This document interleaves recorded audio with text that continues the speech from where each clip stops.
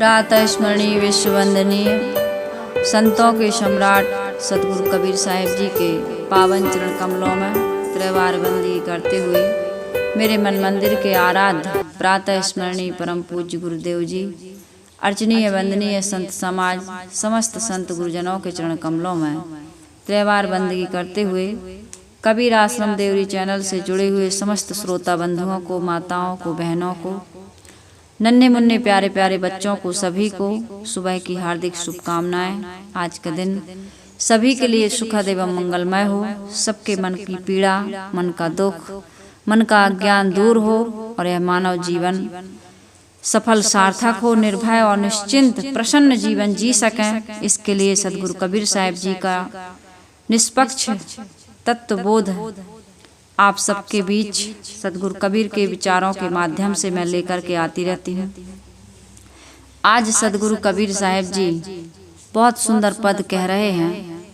सदगुरु कबीर साहिब जी इस पद में माया के बारे में बहुत सुंदर चित्रण कर रहे हैं। सदगुरु कबीर साहिब जी कहते हैं कि इस माया ने सबको नचा रखा है और माया को आदमी ने बहुत प्रबल समझ लिया है कि माया बड़ी प्रबल है और हम बिल्कुल दुर्बल हैं, जबकि माया मनुष्य की बनाई हुई है। लोगों को ये भ्रम है कि माया भगवान की बनाई हुई है। किसकी बनाई हुई है? भगवान की बनाई हुई है और भगवान की ये माया हम सबको नचा रही है। ऐसा हम सभी लोग मानते हैं, ऐसा हम सभी लोग कहते भी हैं, ऐसा हम सभी लोग सुनते भी हैं, क्योंकि हमें यही बताया गया है कि भगवान की माया आदमी को नचा रही है। लेकिन सदगुरु कबीर साहिब जी यह कहते हैं कि भाई, यदि तुम्हारा भगवान दयालु है, करुणा निधान है, सभी जीवों पर दया करता है, उनकी रक्षा करता है, भगवान किसी का अहित नहीं चाहता है, तो भगवान ऐसी माया क्यों बनाएगा जो जीवों को परेशान करे? यदि वो ऐसी माया बनाता है और वो माया जीवों को परेशान कर रही है, तो फिर भगवान दयालु नहीं हो सकता। क्योंकि भगवान के बारे में हम कितनी सुंदर सुंदर व्याख्या करते हैं। भगवान सभी जीवों पर दया करता है, तो ऐसी माया वो बना करके क्यों छोड़ देगा कि मनुष्यों को, जीवों को परेशान करे? माया जब परेशान करेगी, जैसे कोई गुंडा हो, कोई आतंकवादी हो मान ले, है ना, और वो अपने गुंडों को छोड़ दे, छोटे मोटे जितने उनके नीचे काम करते हैं, जाओ सबको परेशान करना, और जब तुम परेशान करोगे तो सब हमारे पास आएंगे, फिर हम उनकी सुनेंगे, फिर उनकी हम रक्षा करेंगे। तो ऐसा तो भगवान नहीं है। लेकिन आदमी इसी प्रकार की भगवान की माया के प्रति चर्चा करता है कि भगवान की माया है। तो सदगुरु कबीर साहिब ने बहुत सुंदर हम लोगों को मार्गदर्शन दिया। क्या कहा साहिब ने? साहिब ने कहा, माया माया सबका है। माया माया की चर्चा सब करते हैं। माया माया सबका है, माया लखे न कोय, जो मन से ना उतरे, माया कहिए सोए। हमारे मन की बनाई हुई ये अविद्या माया बन गई। हमारे मन की अविद्या क्या है? जितने भी प्राणी हैं, पदार्थ हैं, संसार की जितनी भी परिस्थितियां हैं, इनको हमने क्या माना? इनको हमने सत्य माना।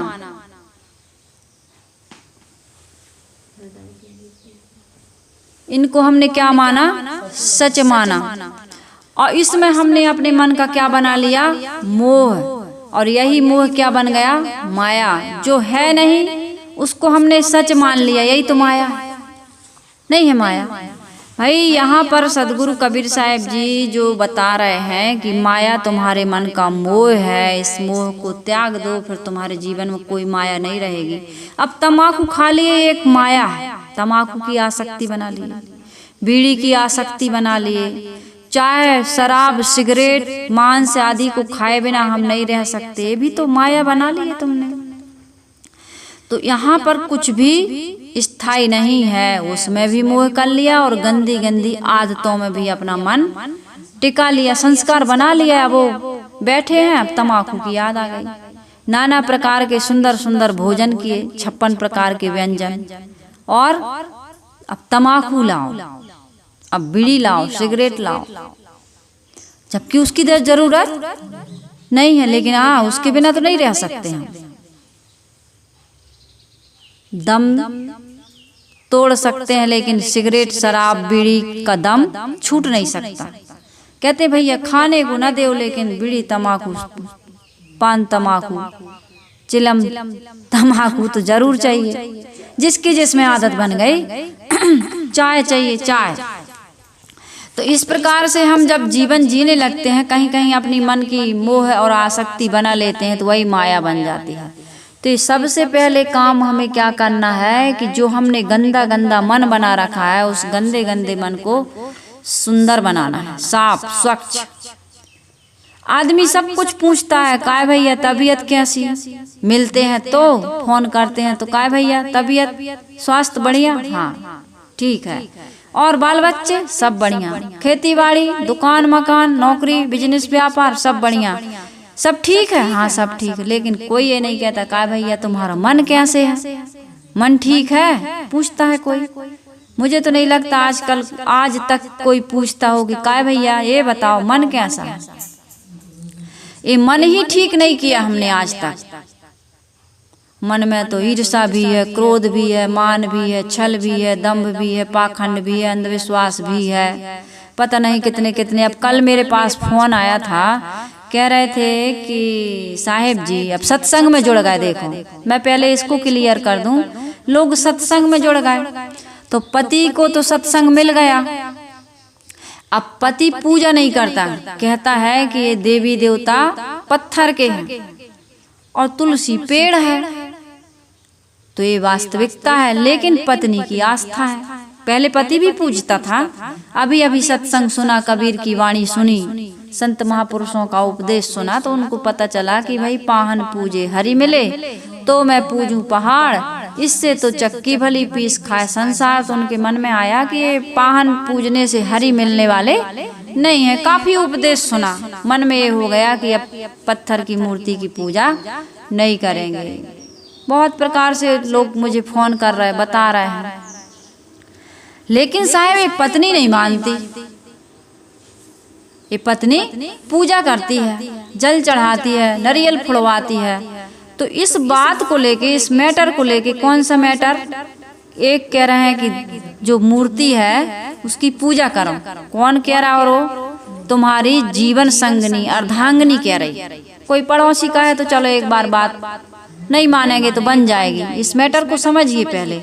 और पति कह रहा है कि फेंक दूंगा उठा के, ये पत्थरा है, इसको पूजने से ये भगवान नहीं है।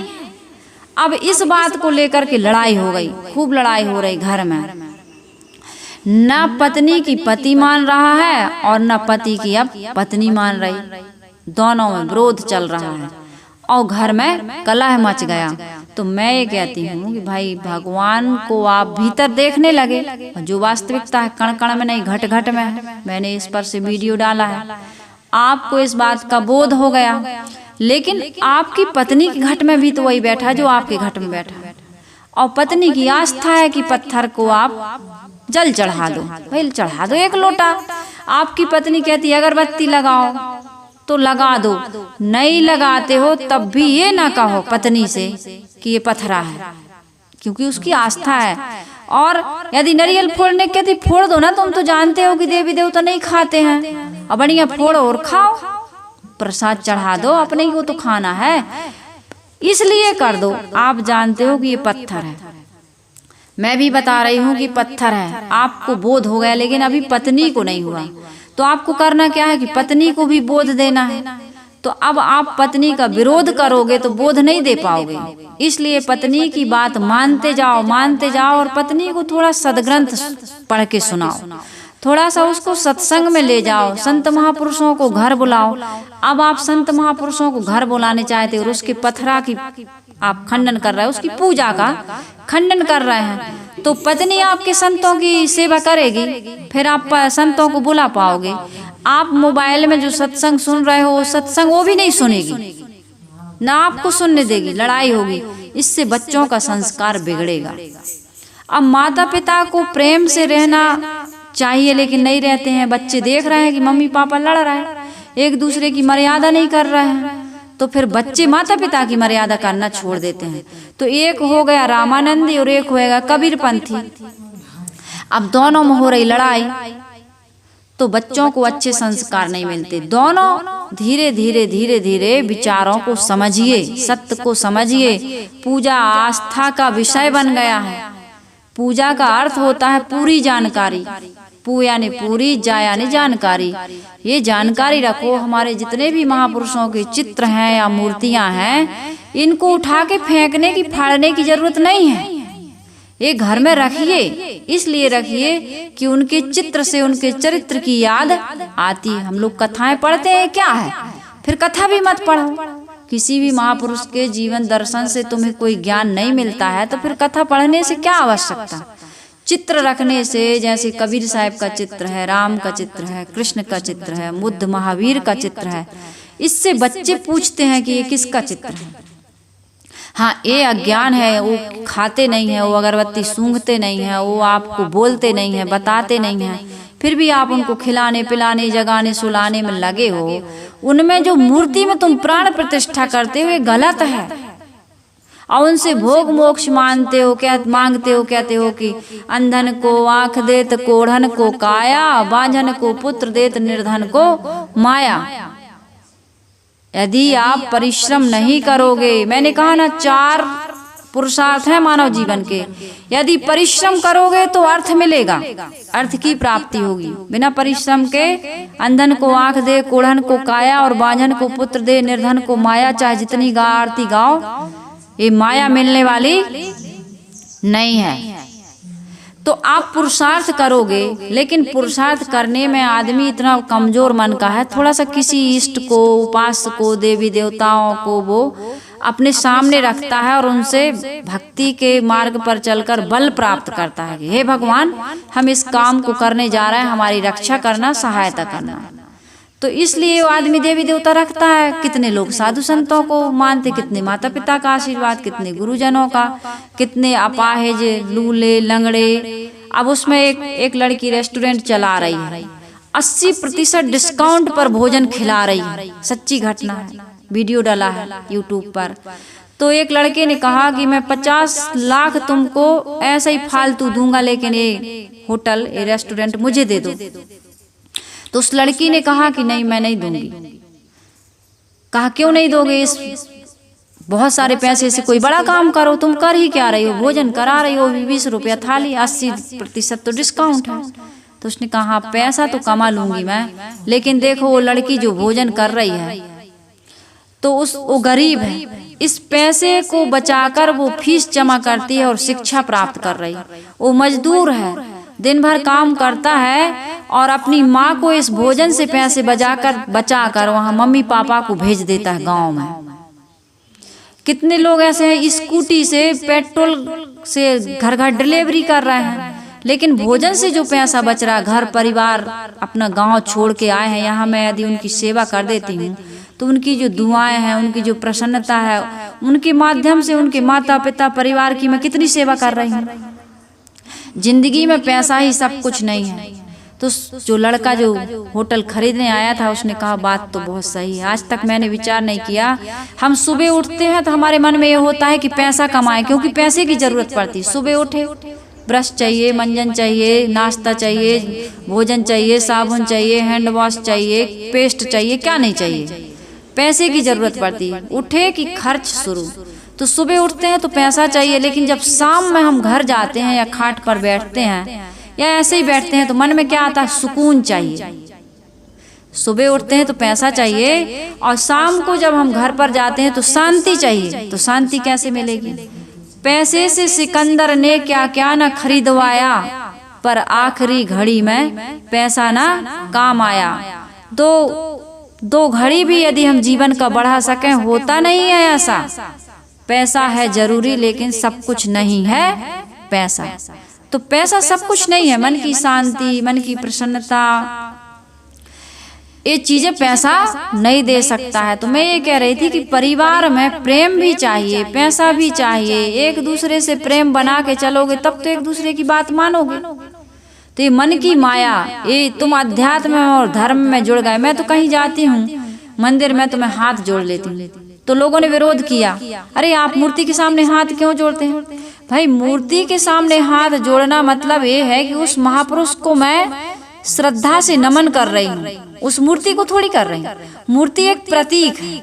क्या हम कबीर साहब की मूर्ति नहीं रखते, फोटो नहीं, मूर्ति नहीं रखते, लेकिन चित्र तो रखते हैं।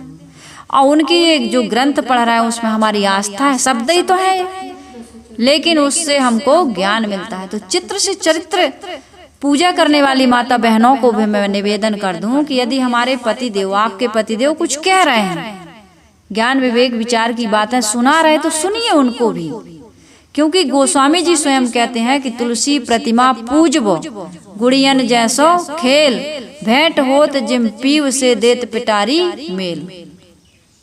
सच्चे पति से जब गठबंधन हो जाता है, विवाह हो जाता है, तो पिटारी भी कहाँ फेंक देती हैं लड़कियां, पता उनको खुद नहीं रहता है।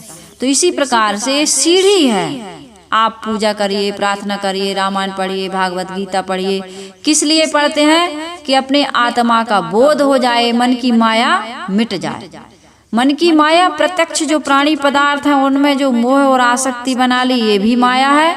और परोक्ष का जितना भी ईश्वर ब्रह्म परमात्मा देवी देवता है, चाहे साकार रूप में मानो या निराकार में, ये सारे क्या है? माया है।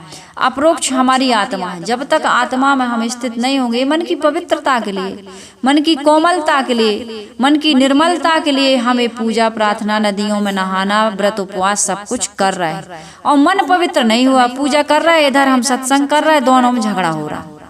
तो ऐसा झगड़ा मत करिए भाई। इसके लिए हमने पहले ही इसका निवेदन किया, क्योंकि इस प्रकार के काफी फोन आते रहते हैं। घर में महाभारत की स्थिति पैदा मत करिए। आप यदि सत्संग से जुड़ गए हैं, आत्मा के अस्तित्व को समझने लगे हैं, तो आत्मा का अस्तित्व, आत्मा का ज्ञान या पूजा पाठ दोनों चीज ये नहीं कहते कि आपस में झगड़ा लड़ाई करो।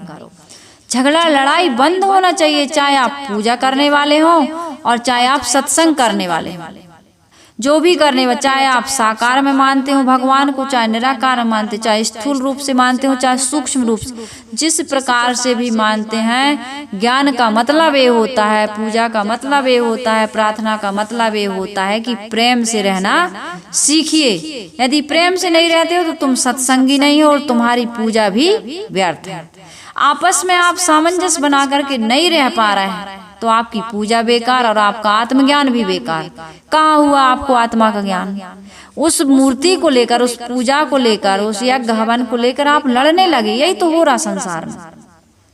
एक दूसरे से जो लड़ाई झगड़ा हो रही है, एक दूसरे को नास्तिक, काफिर, बेदीन, नरकपंथी कहने की जो विधा चल रही है, बंद होनी चाहिए। एक दूसरे की भावनाओं को जब तक हम समझेंगे नहीं, तब तक हमारा कल्याण नहीं। अरे कल्याण तो बहुत दूर की बात है, आपस में प्रेम से सुख शांति से नहीं रह सकते हम।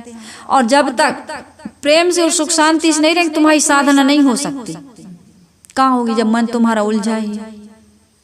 अब इसीलिए तुम फोन करते हो। कोई भी इंसान, मैं उनको ताना नहीं मार रही हूँ, मैं आपका समाधान कर रही हूँ कि भाई यदि आपके घर में प्रेम का वातावरण नहीं है तो आपका मन उलझा रहेगा। आप आत्मज्ञान की केवल चर्चा करते रह जाओगे, अनुभव नहीं करोगे, ठहर नहीं पाओगे उसमें। तो इसलिए सदगुरु कबीर साहिब जी कहते हैं कि भाई माया, ये माया कैसे नचा रही है। इस पर से सदगुरु कबीर साहिब जी कह रहे हैं, बुझ बुझ पंडित करहूं विचारा, पुरुषा है कि नारी। ये माया, हे पंडितों बूझो, विचार करो, ये माया पुरुष है कि नारी? नारी, ये माया स्त्रीलिंग लगा देते हैं ना, नारी है, लेकिन ये नारी, ये माया को अबला कहते हैं, लेकिन ये तो इतनी सबला है कि सबको नचा रही। कहते हैं ई माया रघुनाथ की बौरी, खेलन चली अहेरा हो, चतुर चिकनिया चुनी चुनी मारे। कह राम है पद, कह राम है कि ई माया रघुनाथ की बौरी, खेलन चली अहेरा हो, चतुर चिकनिया चुन चुन मारे, कोई न राख्यो न्यारा हो। किसको मारा इसने? मौनी वीर दिगंबर मारे। सावधान रहना सभी लोग, मौनी वीर दिगंबर मारे, ध्यान धरनते योगी हो। ये माया कैसे नचाती है? और तुम थोड़ा सा ज्ञान हो गया, थोड़ा सा सत्संग हो गया, घर में झगड़ा करने लगे तो अभी तुम माया से मुक्त नहीं हुए। जंगल में के जंगम मारे, माया के नहु न भोगी हो, और वेद पढ़नते विधुआ मारे, पूजा करनते स्वामी हो, अर्थ विचारत पंडित मारे, बांधे सकल लगामी हो। ये माया, ये किसकी बनाई माया? तुम्हारी बनाई माया। भगवान नहीं छोड़ता है ऐसी माया, भगवान नहीं आपको चक्कर में डालता, भगवान नहीं कहता कि लड़ो भिड़ो। अरे जिनको तुम भगवान कहते हो वो राम कहीं लड़े भिड़े? 14 बरस के लिए वनवास चले गए, चलेगा कि नहीं चलेगा? हाँ, रावण को मारा वो एक अलग मैटर था, घर में तो लड़ाई झगड़ा नहीं किए। घर में लड़ाई झगड़ा किए क्या?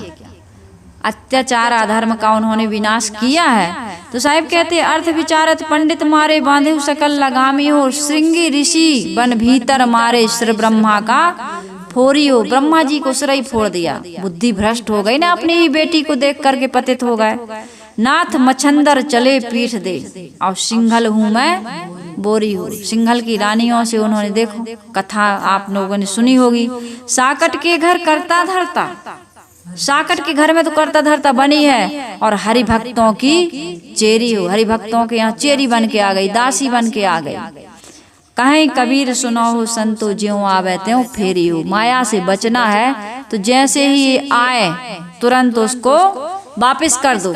यदि तुमने ऐसा नहीं किया तो तुम्हें माया पतित कर देगी। इसलिए साहिब कह रहे हैं कि भैया कलमा पढ़ी पढ़ी भई तुर्कनी कल में रहत अकेली हो, और बर नहीं बरे, ब्याह नहीं करे, पुत्र जन्मावन हारी हो। न बर का वो वरण करती है, न वो विवाह करती, फिर भी पुत्र को जन्म देती है ये माया। इसके बारे में मैं बताऊंगी। और कारे मूड को ये कहूँ न छोड़ो, काले मूड के जितने हैं नौजवान, कारे मूड को ये कहूँ न छाड़ी, अजहू आदि कुंवारी हो। और मायके रहे, वो मायके में रहती, ससुराल उसको पसंद नहीं है, क्योंकि मायके में स्वतंत्रता है, ससुराल में तो पराधीनता है।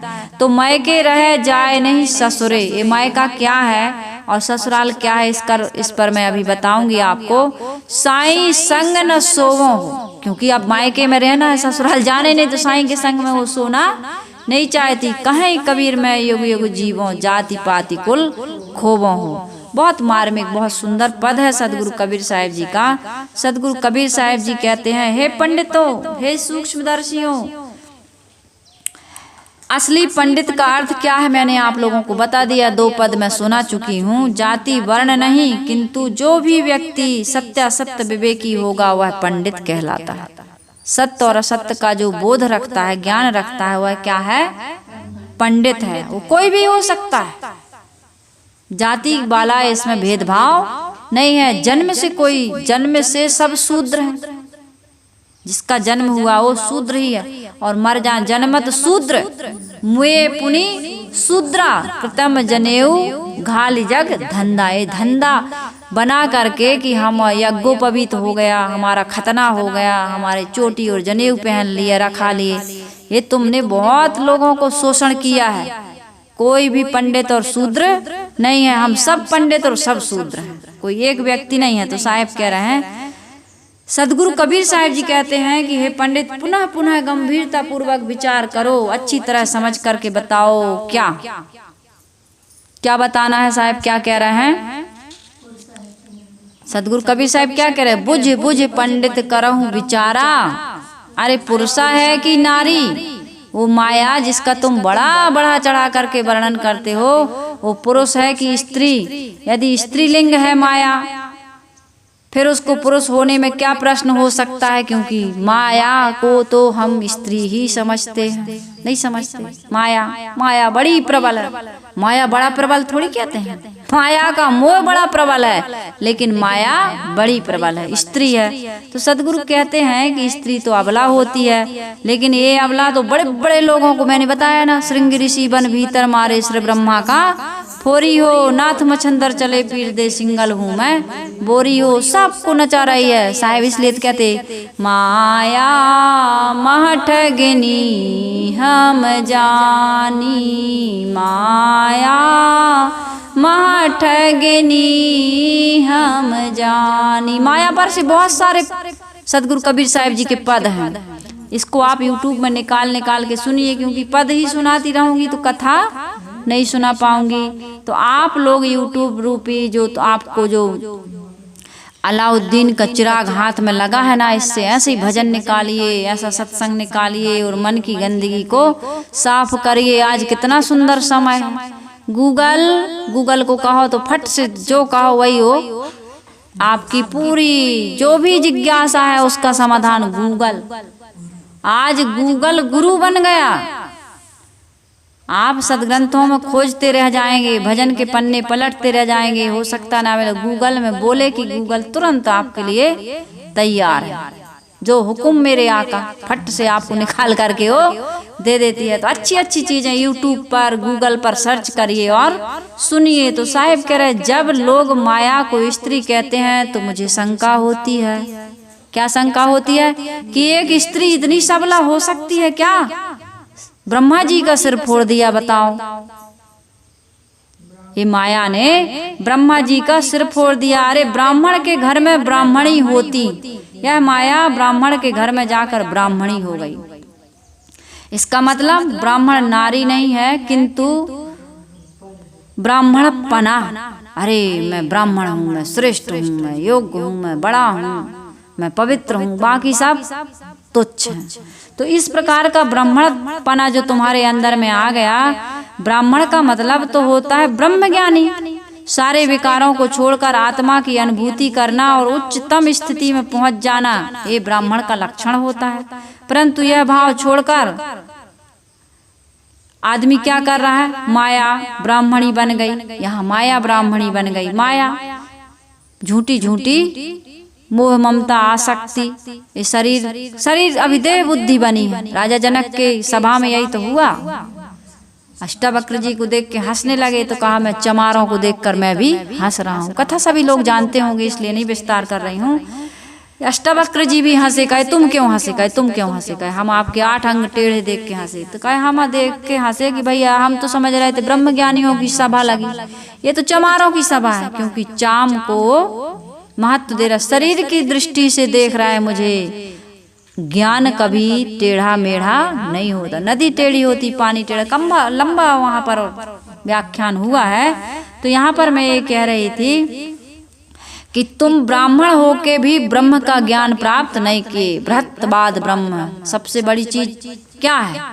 इस संसार में सबसे मूल्यवान चीज है। प्रथम श्रेणी पर रखा जाए तो आत्मा, और दूसरी श्रेणी पे यदि रखा जाए सुखी होने के लिए हमारा मन।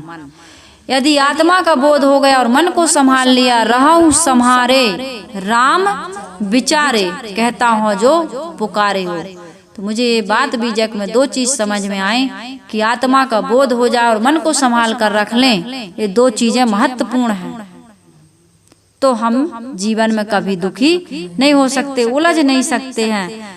ये रूढ़ अर्थ नहीं लगाना कि ब्राह्मण वर्ण एवं जाति का प्रपंच, छल बुद्धि, ये सब तुम लेकर के आ जाओ। सदगुरु कबीर साहिब जी कहते हैं ब्राह्मण वर्ण भगवान के मूड से पैदा हुआ, वह जन्म से ही ब्राह्मण वर्ण भगवान के मूल से पैदा हुआ है, वह जन्म से ही शूद्र है। वह बुरे कर्मों में लिप्त रहे तो भी वह पूजना चाहिए। जन्म से ही शुद्ध है ऐसा मानते, शूद्र नहीं शुद्ध है। गलती हो गई मुझसे। ब्राह्मण ब्रह्मा जी के मुख से पैदा हुआ, भगवान के मुख से पैदा हुआ, वो जन्म से ही शुद्ध है। पूजहि विप्रशील गुण हीना, और शूद्र न गुण गण ज्ञान प्रवीणा। गोस्वामी जी ने भी ठोक दिए चौपाई। बिल्कुल गलत बात है। कोई भी कहे भाई, यदि कोई भी ग्रंथ में लिखी है या कोई भी महापुरुष कह रहा है लेकिन 2 और 2 4 नहीं हो रहे हैं तो बात मान्य नहीं है। अब आप मानते हो तो फिर भ्रम हो।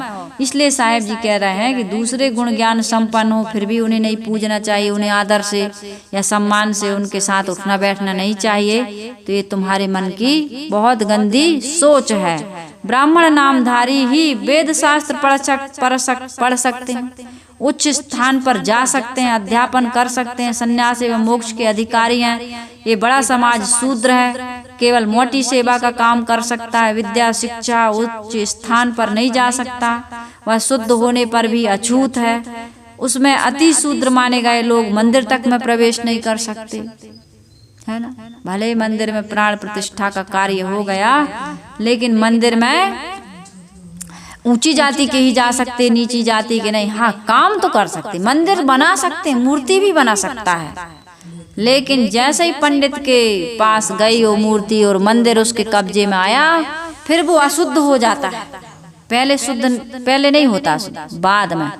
अब गंगा जल छिड़क दिया, अब जितनी पवित्र नदियों के जल थे छिड़क दिए, मंत्रों का उच्चारण हो गया। अब यदि शूद्र छू ले तो वो अशुद्ध हो जाएगा, अभी तक नहीं था। सोचते हो, कभी विचार करते हो इस बात को? नहीं करते। पंडित के संपर्क में आते ही उसको छूत लगने लगती, अभी तक छूत उसी का बनाया, उसी का सब कुछ तुमने पवित्र कर लिया। अब उसको, अब पवित्र होने के बाद वो अशुद्ध हो जाएगा यदि वो आ जाए। कितना ज्यादा पोगापंथी विचार है लोगों के। यह सब ब्राह्मणपन है, ब्राह्मण नामधारियों का समाज के साथ छलावा, और यही माया है जो ब्राह्मणों के घर में उनके मन में जाकर के बैठ गई। तो भाई आप घर परिवार वाले हैं, समाज वाले हैं, शादी विवाह देख सुन के करिए। हम ये नहीं कहते हैं कि आप जाति पाति ना मानिए, नहीं तो घर में समाज में लड़ाई झगड़ा हो जाए, लेकिन अंदर से समानता का भाव रखिए और सबका सम्मान करिए। लड़की लड़का देख सुन करके लाइए, संस्कारी हो, समझदार हो, विवेकी हो, शीलवान हो, विचारवान हो, है ना, खानदान अच्छा हो, सब चीज आप देखिए। हम इसके लिए विरोध नहीं करते हैं, नहीं तो कोई अब ऐसी बात को लेकर के घर परिवार में लड़ाई झगड़ा हो जाए तो लड़ना झगड़ना नहीं है। जैसे समाज की व्यवस्था है उसके अनुसार भी आपको चलना पड़ेगा, लेकिन इस समाज की जो व्यवस्था है, जाति पाति भेदभाव, ये बहुत गलत है। इस समाज का कोड है। यदि योग्य है, समझदार है, पढ़े लिखे हैं, पवित्र आचरण से रहते हैं तो मनुष्य में कोई भेद नहीं होना चाहिए। वस्तुतः जन्म से सब मनुष्य समान है, फिर कैसे भेदभाव करते हो आप? समझ में नहीं आता। जब जन्म से एक जैसे जन्म हुआ सबका, और कर्म से आदमी पवित्र कर्म कर रहा है, उसके अंदर ज्ञान है, विवेक है, विचार है, रहनी आचरण संपन्न है, कोई नशा नहीं, व्यसन नहीं, गंदी आदत नहीं, तो वो कैसे अपवित्र हो गया? इस पर से हम सभी लोगों को विचार करने की आज आवश्यकता है। सद्गुण जिसमें है वही मनुष्य पूज्य है, वही मनुष्य हमारे लिए आदर का और सम्मान का हम लोगों को भाव उसके लिए रखना चाहिए। असुचिता की अवस्था में कोई भी अछूत हो सकता है, और सुचिता की अवस्था में कोई अपावन नहीं है। हर आदमी अपनी योग्यता के अनुसार विविध क्षेत्रों में आगे बढ़ने का अधिकारी है। अब भीमराव अंबेडकर जी के अंदर में योग्यता थी, इसलिए उन्होंने भारत का संविधान ही बना दिया। बताइए, संविधान। भीमराव अंबेडकर जी में कितनी संभावनाएं थी, कितनी योग्यता थी। 32 डिग्री और 9 भाषा के ज्ञाता थे, और देश विदेश का उन्होंने अध्ययन किया था। तब सब कहीं से लेकर के उन्होंने भारत का संविधान बनाया, जिसमें सबका समान अधिकार रखा। और ऐसे महापुरुष को तुम कहो कि तुम शूद्र हो, कहा, लोगों ने पानी भी नहीं दिया, कितना सताया बेचारे, कितने अभाव। इस समाज के लिए जिन्होंने काम किया और समाज के लोगों ने उनकी ही इज्जत नहीं की, ये भारत का दुर्भाग्य है। हमारा भारत देश धर्म प्रधान कहा जाता है। धर्म और अध्यात्म के नाते इसकी आज विदेशों में भी सम्मान होता है। इसका भारत देश को भारत माता कहते हैं, कोई देश को माता नहीं कहते। लेकिन इस भारत माता के मन में कितनी संकुचितता आ गई, यहाँ के लोगों के मन में कितनी संकुचितता आ गई। माँ कैसी होती, माँ का दिल कैसा होता है? माँ के दिल में करुणा होती है, प्रेम होता है, समानता और सहिष्णुता का भाव होता है, आदर और सम्मान का भाव होता है, तब तो माँ कहलाती है। और भारत में रहने वाले लोग इस भारत माता की भावनाओं को नहीं समझ पा रहे कि भारत को माता क्यों कहा गया। आज उस भारत माता वाले देश में रह करके भी तुम्हारे अंदर उस प्रकार का भाव नहीं जग रहा। तुम अपने ही लोगों के साथ भेदभाव का बर्ताव करते हो, कितना बड़ा दुर्भाग्य है। इसलिए हमारे भारत देश में रहने वाले सभी माता बहनों से, बंधुओं से, बुजुर्गों से और आज की जनरेशन से मेरा निवेदन है कि उदार बनिए। जिस भारत देश में आप रहते हैं उस भारत देश की गरिमा और महिमा को आप कलंकित मत करिए। यहाँ इस देश में आप इतिहास उठा करके देख लीजिए, वेदों में और उपनिषदों में छुआछूत की किसी प्रकार की भावना नहीं है। तो इस प्रकार आज भी ऐसा जीवन, आज तो संविधान भी बना, नियम कानून भी बना है। तो उस प्रकार से चलिए, इस पुरानी बेड़ियों को, इन जंजीरों को आज हमको तोड़ने की आवश्यकता है। यदि हम इसको नहीं कर पा रहे तो हमारा देश फिर से गुलाम होने की कगार पर खड़ा है। तो इसलिए सबका समान आदर करें। साहेब कह रहे योगी के घर चेली, ये माया परेशान कर रही है आपको। योगी के घर चेली, योगी का अभिप्राय हर संप्रदाय के विरक्तों के लिए, केवल योगियों के सन्यासियों के लिए नहीं है। कितने साधु सन्यासी स्त्रियों के उद्धार के लिए उन्हें शिष्या एवं दासी बना लेते हैं और अपने पास रखते हैं, अपने पैर दबवाते हैं, उनके अंग संग रहते हैं। तो सदगुरु कबीर साहेब जी ने कहा है कि भैया ऐसा काम मत करना। सुंदरी ना सोहे सनकादिक के साथ, और कबहू का दाग लगावे कारी कारी हाड़ी हाथ। तुम्हारे मन का जो मोह है वो तुम्हें कभी भी पतित कर सकता है। सिंह ऋषि बन भीतर मारे, सिर ब्रह्मा का फोरी हो। काम वासना कैसे सताती है, काम वासना कैसे जगती है। असंयम और परहेजगारी न रखने के कारण से असंयम और परहेजगारी है आपके, असंयम है और परहेज से नहीं रहते हैं, तो फिर आपका कैसे पतन होगा। मैंने उस पर जैमिनी ऋषि का और वेदव्यास जी का भी बहुत सुंदर उल्लेख मुझे अच्छा लगा, इसलिए आपके बीच रखा, उसको सुनिएगा आप। काम वासना पर से मैंने डाला है। तो भाई संग का प्रभाव पड़ता है, इसलिए हमको क्या करना है। ओढ़न पहड़न उटंग करी व्यवहार, हंसाओ हंसाओ छोड़ के तन मन दुखन विचार।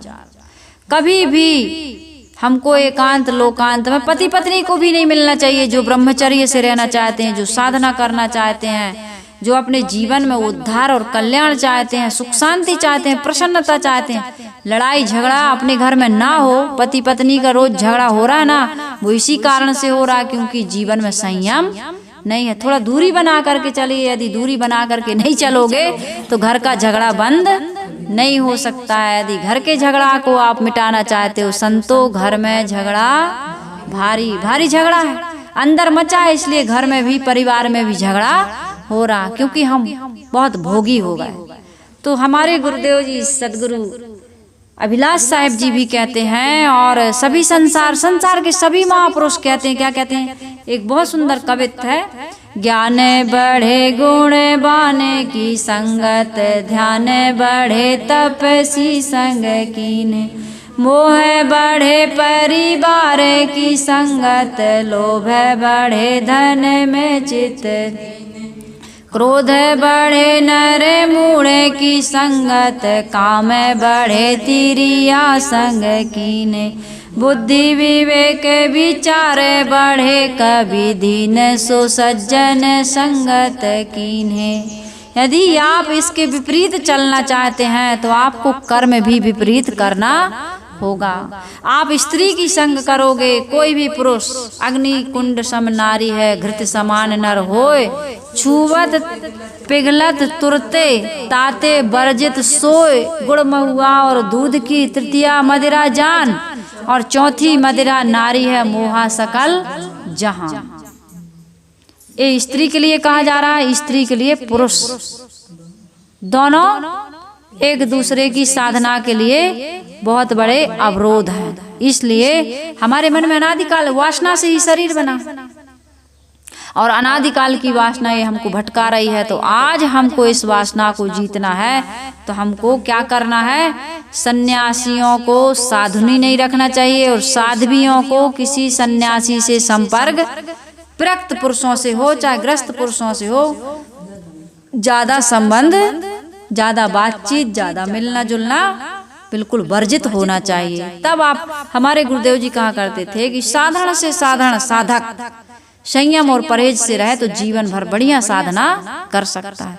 लेकिन बड़े से बड़ा ज्ञानी यदि संयम परहेज को ना रखे, स्वच्छंद घूमे, स्वतंत्रता तो चाहिए लेकिन स्वच्छंदता नहीं चाहिए। हम ये जीवन जी रहे स्वतंत्र जीवन है, लेकिन हम इधर उधर घूमने लगे अकेले, कोई संयम ना हो, कोई परहेज ना हो, तो हमारा पतन होने में देरी नहीं लगेगी। चाहे ग्रस्त हो चाहे विरक्त हो, किसी प्रकार का अहंकार नहीं करना, अहंकार नहीं करना चाहिए। मन को मृतक जान के मत कीजिए विश्वास, और साधु तहाँ तक भय करे जहाँ तक पिंजर सांस। जब तक जीवन है तब तक संयम परहेज की आवश्यकता है। कोई कायर व्यक्ति है ना समझ ले अरे जीवन भर हम इतने संयम से रहेंगे फिर भी फिसलने का डर है। डर नहीं है, सुरक्षा के लिए मैं कह रही हूँ, डर बिल्कुल नहीं है। आपकी ऐसी रहनी बन जाती है, आपका ऐसा व्यवहार और स्वभाव बन जाता है कि वो संयम आपका एक स्वभाव बन गया। संयम आपका स्वभाव बन जाता है और उस स्वभाव के अनुसार आप जीवन में व्यवहार करिए, कोई दिक्कत की बात नहीं होती है। तो साहिब कह रहे कलमा पढ़ी पढ़ी भई तुरुकनी कली में रहत अकेली। यह माया कलमा पढ़ पढ़ के तुरक बुद्धि के रूप में बन गई। यहाँ पर सरल अर्थ यह है कि मुसलमान लोग जो होते हैं, मुसलमान पना उनके अंदर में बैठ गया। क्या मुसल्लम ईमान जिसके वह है मुसलमान। यह अभिप्राय यहाँ पर इसका यह है कि मुसलमान जो होते हैं उनका मुख्य कलमा क्या होता है, ला इलाहा इल्लल्लाह मुहम्मद रसूल अल्लाह। मतलब इसका अर्थ यह होता है कि अल्लाह के समान कोई दूसरा अल्लाह नहीं है और मोहम्मद अल्लाह का दूत है। सार यह हुआ कि ईश्वर के अलावा अन्य देवी देवता नहीं मानना चाहिए और मोहम्मद को ईश्वर का संदेश वाहक मानना चाहिए। जब तक दुनिया का प्रलय नहीं हो जाएगा तब तक मोहम्मद के बताए रास्ते पर चलकर ही इंसान का स्वर्ग हो सकता है। दूसरा रास्ता है ही नहीं कल्याण का, दूसरा रास्ता है ही नहीं स्वर्ग का। इस प्रकार से वो मानते हैं और बड़ा अत्याचार करते हैं। ये है क्या है, कलमा पढ़ी पढ़ी भई तुरुकनी कलिमा रहत अकेली। जो व्यक्ति मोहम्मद, कुरान तथा इस्लाम को नहीं मानता वह अनंत काल तक नरक की आग में जलता रहेगा। ऐसा इन लोगों को बड़ा अहंकार है और लोगों को जबरदस्ती मुसलमान बनाने की फिराक में रहते हैं। तो साहिब कहते हैं कि भैया कबीर साहिब जी क्या कह रहे हैं, इस भाव के कलमा एवं मंत्र पढ़ पढ़ करके मुसलमानों के मन में यह भ्रामक बुद्धि बैठ गई जो क्या बन गई, माया। ये भी माया है। यदि इस प्रकार का आप सोच रखते हैं तो यह तुम्हारे मन की माया है, क्योंकि ये वास्तविकता नहीं है। सभी मत पंथ और संप्रदायों में सत्य है। सत्य तो हमारी आत्मा है और हमसे अलग सत्य नहीं है। मनुष्य से अलग मनुष्य का सत्य नहीं हो सकता। तो फिर ये किसी मत मजहब में नहीं होगा, ऐसा कहना झूठ बात हो गई कि नहीं हो गई। भाई ज्ञान कहाँ है, हमारी आत्मा में है। और जितने मनुष्य, जितने देहधारी, सबके पास आत्मा है, तो सबके पास ज्ञान हुआ कि नहीं। और जो संयम परहेजगारी से चलेगा, जिसे आत्मा का बोध हो जाएगा, उसका कल्याण होगा।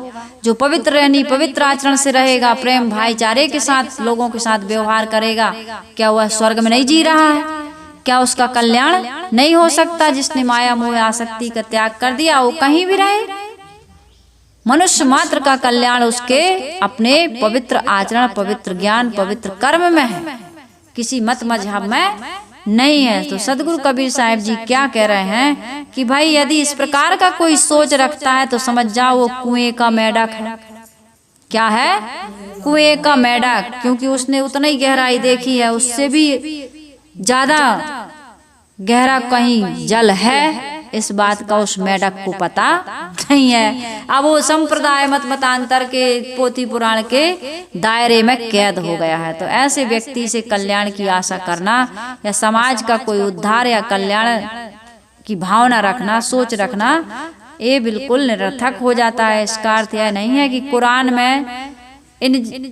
में ज्ञान की बातें नहीं है, कुरान में भी ज्ञान की बातें हैं, लेकिन कुरान की ज्ञान की बातों को तो तुम मानते नहीं हो, बस पक्षपाती बन करके बैठ गए। तो साहिब कह रहे हैं किसी को,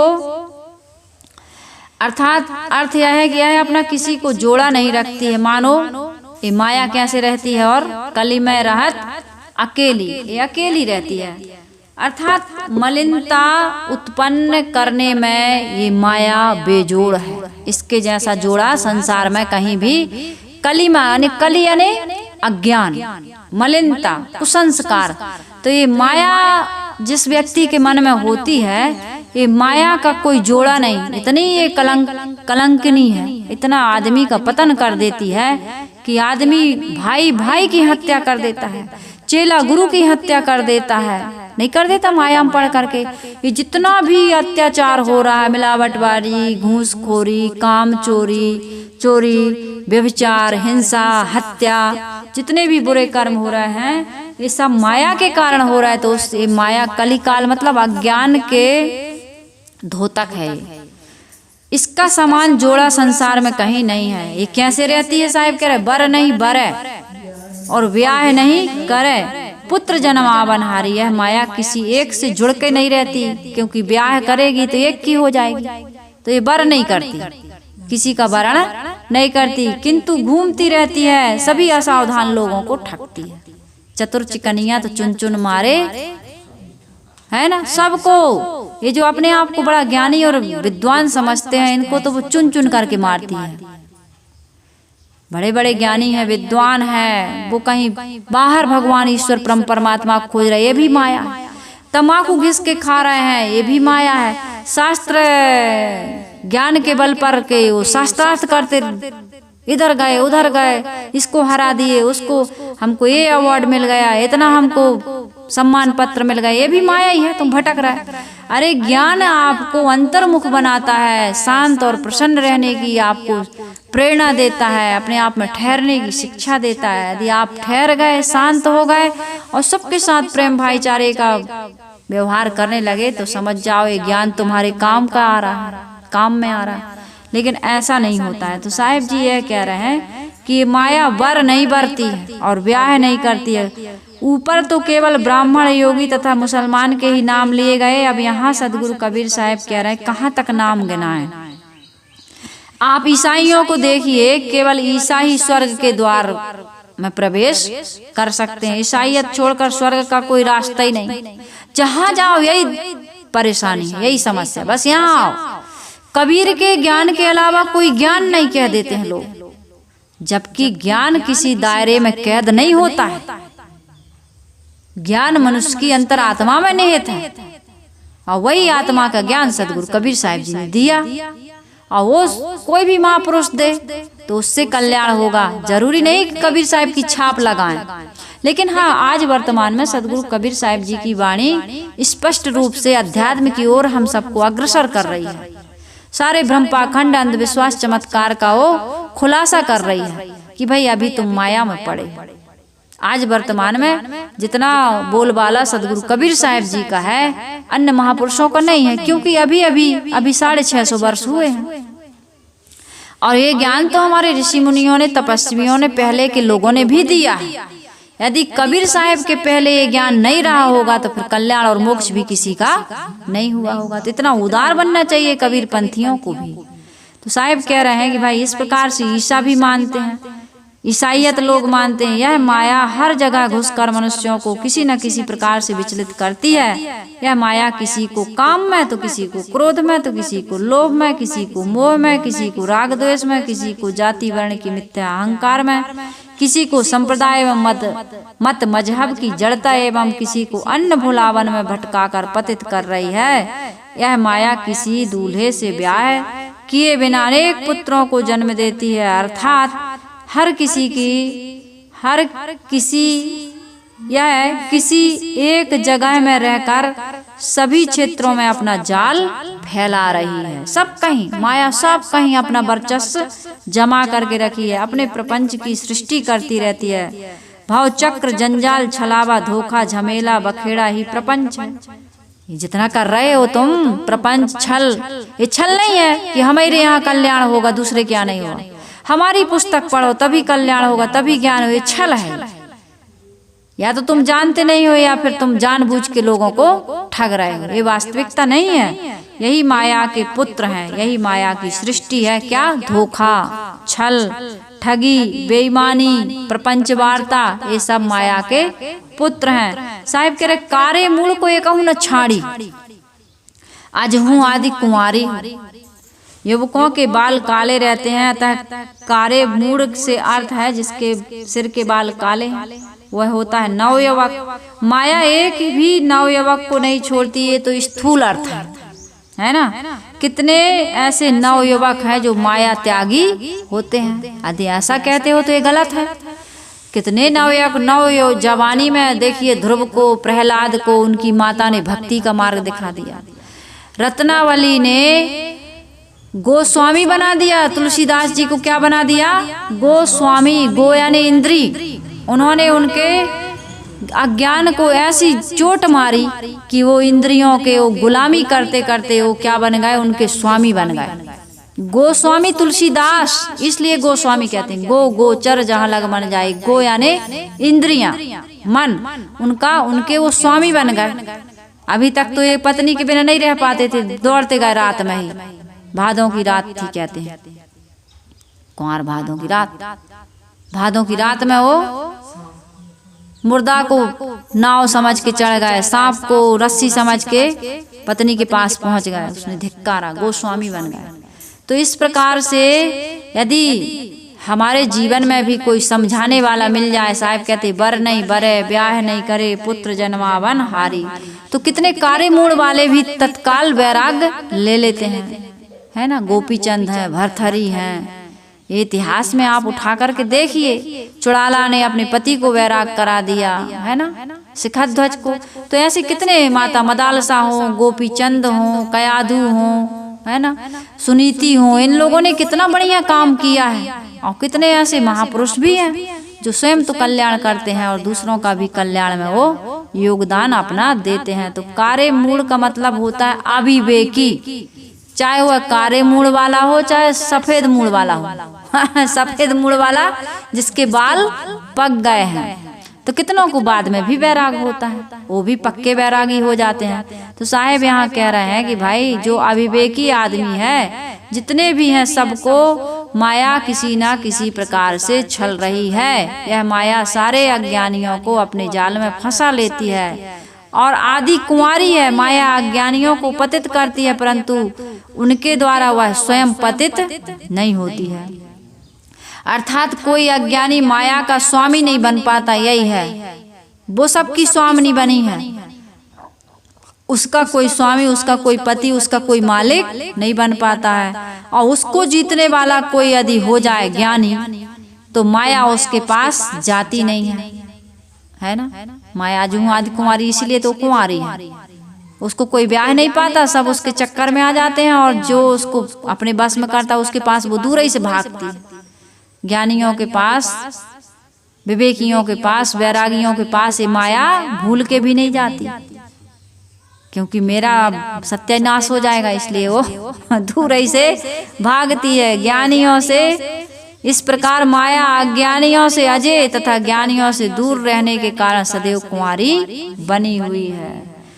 मायके रहे बहुत महत्वपूर्ण पद है, बहुत पंक्ति साहिब कह रहे हैं। मायके रहे, वो मायके में रहना चाहती है। मायका क्या है? माया का मायका अज्ञान, वो सदैव अज्ञान में रहना चाहती है। ससुराल क्या है? आत्मज्ञान। और आत्मज्ञान रूपी ससुराल में गई तो समाधि स्वरूप स्थिति रूपी समाधि में उसको साथ में उसके आत्मा के साथ सोना पड़ेगा। तो वो सोना नहीं, खुरापाती आदमी शांत नहीं रहता है। ये माया बड़ी खुरापाती है। वो माया आदमी को वो तो जबरदस्ती खा लेता है, भूख लगी है तो खाने का टाइम का भैया भोजन जल, अरे यार कभी कहाँ टाइम नहीं मिल पाया। कमाते क्यों हो? खाने के लिए, लेकिन खाने का टाइम नहीं। टाइम से खाने वाले कम लोग हैं। मजदूर तो बिल्कुल घड़ी देख के खा रहा, लेकिन मालिक अभी वही खाता चेक नहीं किया उसने, है ना। अभी ये नौकर नहीं आया, वो नहीं, अब खाने बैठे, अभी भीड़ लगी है, अभी रुक जाओ भाई। अब नौकर तो चलेगा, लेकिन मालिक बैठा है दुकान पर, दफ्तर में, खेतों खलिहानों में बैठा है कि नहीं बैठा है। तो इस प्रकार से साहब ये कह रहे हैं कि ये अविद्या रूपी माया क्या करती? मायके में रहना चाहती है, स्वतंत्र,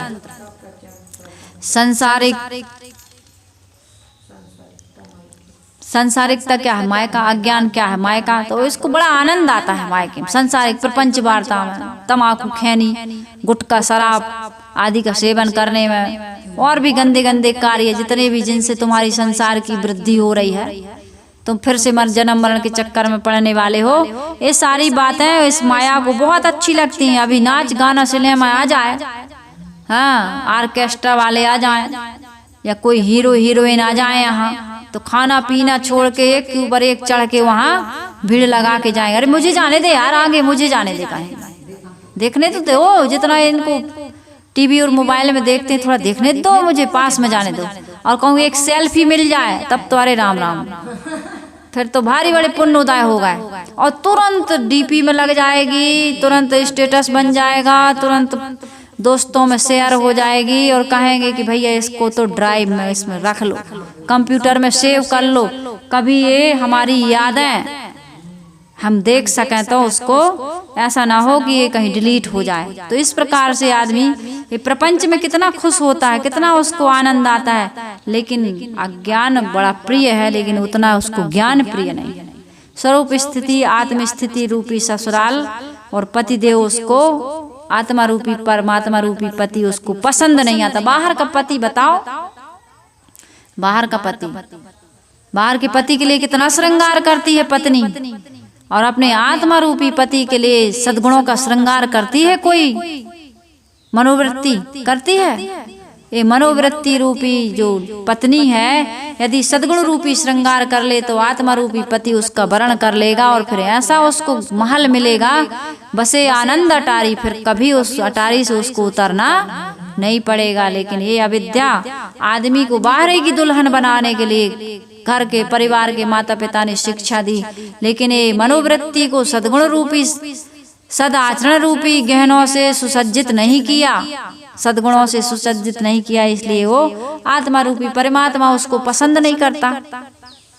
जाओ बाहर बाहर भटको, अब रो रहे हो, अरे धोखा दे दिया, अरे हम तो ये नहीं जानते थे, हमें गाली दे दी, हमें मार दिया, हमारा लूट लिया, छीन लिया, बर्बाद हो गए, बच्चे नहीं मान रहे हैं, 2 मर गए, एक ही बच्चा है, वो भी गाली देता है, वो भी परेशान करता है, बहू छोड़ के चली गई, बेटा बात नहीं मान रहा है, पति, दुनिया की समस्या। अब कितना कहते भी नहीं बनता, ऐसी ऐसी समस्याओं से लोग जूझ रहे हैं।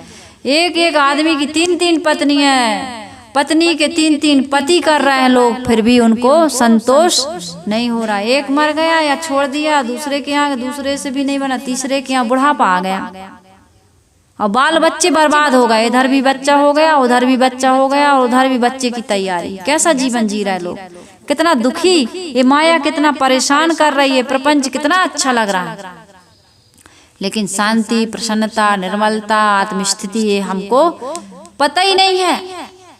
इसकी तरफ ध्यान जाता है, कहाँ जाती हो आश्रम सत्संग, अरे तुम तो सत्संग जाती हो, सत्संग सुनती, बंद करो इसको, ये सत्संग खाने नहीं देगा, ये सत्संग खाने नहीं देगा। तो भाई सत्संग खाने, श्रम से तो आपको क्या मिलता है, अर्थ की प्राप्ति होती है, संयम से आपको धर्म की प्राप्ति होती है, और इच्छाओं का त्याग करने से कामनाओं की पूर्ति होती है, और वासनाओं का त्याग करने से मोक्ष मिलता है, परम गति की प्राप्ति होती है, जिसके तुम जन्म जन्मों से प्यासे हो।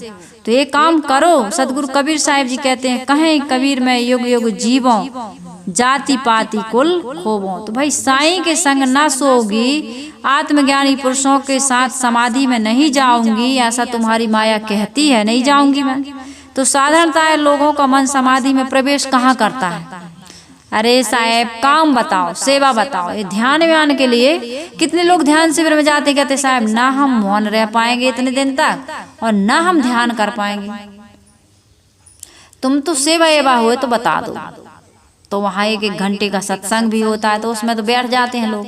बाकी जब ध्यान का पीरियड आता है तो कहते हैं हम थोड़ा सेवा करें, आए भंडार तरफ, चलो भाई इतना ही बहुत है। तो आदमी समाधि में पहुंचने कर शांति चाहिए, लेकिन शांति वाला काम नहीं चाहिए, शांति वाला काम नहीं करता। शांति चाहिए तो कैसे मिलेगा भाई, जब काम ही नहीं करोगे तो पेड़ ही नहीं लगाओगे तो फल कैसे मिलेगा। मनोवृत्ति स्वरूप ज्ञान एवं स्वरूप स्थिति में लीन जब हो जाती है, तब समझ जाओ साईं के संग में सो रही है। स्त्री को पुरुष से मिलने में कितना आनंद आता है। हाँ शादी हो गई भैया, आप तो गंगा नहा लिए, परिवार के लोग भी, और लड़की ने भी जितना व्रत उपवास किया था, जितनी पढ़ाई की थी, जितना भी खाना बनाना सीखा था, जो भी कला कौशल सीखा था, पति मिल गया बस पूर्णता। संसार में होता है कि नहीं ऐसे, लड़कियां जो कुछ भी सिखाया जाता है उनको या वो सीखती हैं इसी के लिए कि पति के घर जाओगी तो फिर वहाँ किसी प्रकार की शिकायत ना मिले। और कहूँ ये आत्मा रूपी पति मिल जाए तो सारी शिकायत, सारी समस्याएं, जन्म ही मरण से मुक्त हो जाओगे। लेकिन उस पति के बारे में ना हमारी माँ ने बताया, ना पिता ने बताया, ना परिवार के किसी व्यक्ति ने बताया। इसको सदगुरु कबीर साहब बता रहे हैं। इस पति को यदि पालोगे तो फिर अन्य पति की तुम्हारी चाहना सदा सदा के लिए, अनादिकाल के लिए समाप्त हो जाएगी। साहब कह रहे हैं कहीं कबीर में युग युग जीवों, जाति पाति कुल खोवों। सदगुरु कबीर साहब जी कह रहे हैं जाति पाति कुल गोत्र संप्रदाय तथा संसार की सारी मोह माया को नष्ट करके अविनाशी बोध में मैं स्थित हूँ, जो सदा जीवित स्वरूप है। माया को जीत लेने पर यह अमरत्व प्राप्त होता है। अब हम अमर भये ना मरेंगे। अब हम नहीं मरेंगे। मरते तो हम कभी नहीं हैं, लेकिन हम अज्ञानवश बारंबार मर रहे हैं। कैसा मर रहे हैं? क्योंकि देह बुद्धि हो गई, तो देह को ही हमने अपना स्वरूप समझ लिया। तो जैसे ही देह बूढ़ी हुई, रोगी हुई, जर्जर हुई या छूट गई तो बड़े रोते हैं, दुखी होते हैं ना। यदि ज्ञान हो जाए आत्मा का तो कोई मर जाए, तुम मर जाओ। अरे जय मरने से जग डरे मेरे मन आनंद, कब मरी हो कब पाई हो पूर्ण परमानंद। पूर्ण परमानंद की प्राप्ति होगी जिस दिन तुम्हारा मन संसार के भोगों से, प्राणी पदार्थों की आसक्ति, ममता, मोह से मर जाएगा। तो ऐसा मरना सीखिए। ऐसा मरना क्या, मरे दिन में 100 बार मरना है, मर जाइए, छूटी पड़े जंजाल। अरे मरना तो है ही, तो मरने से पहले मरना सीख जाओ, तो फिर तुम्हारा ये सारा जंजाल सब बड़ा जंजाल है, नहीं है जंजाल। आप सोते क्यों? जब आपको कहीं दुख हो जाता है, बहुत परेशानी, तो आपकी नींद नहीं आती। ते भगवान नींद भी नहीं आ रही है, क्या करें भगवान, नींद नहीं आ रही। नींद आ जाती तो थोड़ी शांति मिल जाती। दिमाग खपड़िया भन्ना रही हमारी अब तुम्हारी खपड़िया भन्ना रही, कच्छु नहीं भूल पा रहा है। दिन भर तुम्हें अब कोई परेशान कर रही है मन की माया, तो नींद की गोली ले लेते हो, थोड़ा सो जाते हो। और सदा सदा के लिए सो जाओ तो सदा सदा के लिए सो जाओ। नींद एक छोटी मौत है और मौत एक गहरी नींद है। यदि इस नींद में सो जाओ तो संसार के सारे लोगों को इतना दुख हो जाता है, इतना दुख हो जाता है कि आदमी मर जाता है, आत्महत्या कर लेता है। इस दुख को अब हमें सहन नहीं हो रहा। अरे भाई, ऐसे ही तुम अपनी स्वरूप स्थिति, आत्म स्थिति को प्राप्त होकर संसार की मोह माया को त्याग दो। यहाँ सब कुछ त्यागना है तुमको, कुछ भी यहाँ का स्थायी नहीं है। यदि छूटने से पहले इसका मोह छोड़ दोगे तो तुम्हारा कैसी विषम काल की ज्वाला सबको भस्म बनाती और धरने वाला चल देता है, रह जाती है थाती। तुम तो मरोगे एक दिन, बिल्कुल पक्का है, बचने वाले नहीं। और जो जोड़ा है तुमने मर मर के, वो यहीं छोड़ के जाओगे, वो तो रह जाएगा, लेकिन तुम नहीं रहोगे। जहाँ नहीं तृण भी अपना है, क्या ममता की जाए, शोक मोह रोना धोना क्या, क्या सोचे पछताए। जहाँ तेरा तृण भी नहीं है, आया था तो कुछ लाया था, कुछ लाया था, और जाओगे उस दिन कुछ भी नहीं ले जाओगे, तो क्या रोना धोना, क्या शोक मनाना। तू दृष्टा है, सारे जग का दृश्य दूर माया है। तू दृष्टा है, देख बस, और जितना लगे उसका उपयोग कर ले, इसमें चिपक मत। तू दृष्टा है, सारे जग का दृश्य दूर माया है। जितने भी दृश्य हैं वो तुझसे दूर हैं और माया है। वो तेरे स्वरूप में एक रूप नहीं हो सकता। तू उसमें चाहे जितना चिपक, जितना पकड़, लेकिन तू उसको पकड़ नहीं सकता है। तू चेतन अमर अविनाशी, तू चेतन है, और संसार का जितना है सब जड़ है, वो विनशने वाला है। तू अविनाशी है, क्षण भंगुर काया है। काया कितनी क्षण भंगुर है। इसलिए भाई समझो, समझ करके इस माया मोह का त्याग करो। इस शब्द में माया को बलवती कहा गया, इसका अर्थ यह नहीं है कि माया कोई स्वतंत्र प्राणधारी है। माया है मन का मोह, माया है मन का भ्रम, माया है मन का अज्ञान, और वह मनुष्य की भूल से ही बलवती बनी हुई है। माया, यदि हम इस अज्ञान को, इस मोह को त्याग देते हैं, यदि मनुष्य जग जाए तो माया उसका कुछ भी नहीं बिगाड़ सकती। अंधकार चाहे जितना घनघोर हो, लेकिन यदि सूर्य निकल आए तो अंधकार का पता नहीं चलता है। तो इसलिए अनादिकाल से हम भटक रहे हैं, लेकिन आज सदगुरु देव की कृपा से यदि बोध हो जाए, समझ जग जाए, हमारे जीवन में त्याग वैराग आ जाए, संयम और आचरण हमारा पवित्र हो जाए, तो हमारा जीवन सदा सदा के लिए सुखी हो जाए, सफल हो जाए। तो इसी सफलता और सुख की प्राप्ति के लिए सदगुरु कबीर साहिब जी के विचार लेकर कबीर आश्रम देवरी चैनल आपकी सेवा में आता रहता है। आप सबके जीवन में कल्याण एवं मंगल की प्राप्ति हो, इन्हीं शुभकामनाओं के साथ मैं वाणी को विराम दे रही हूँ और सभी श्रोताओं से निवेदन करती हूँ कि इन विचारों को यदि आपको इन विचारों से लाभ होता है तो इन विचारों को और लोगों तक फैलाने में सहयोग करें। आइए गुरु वंदना कर लेते हैं।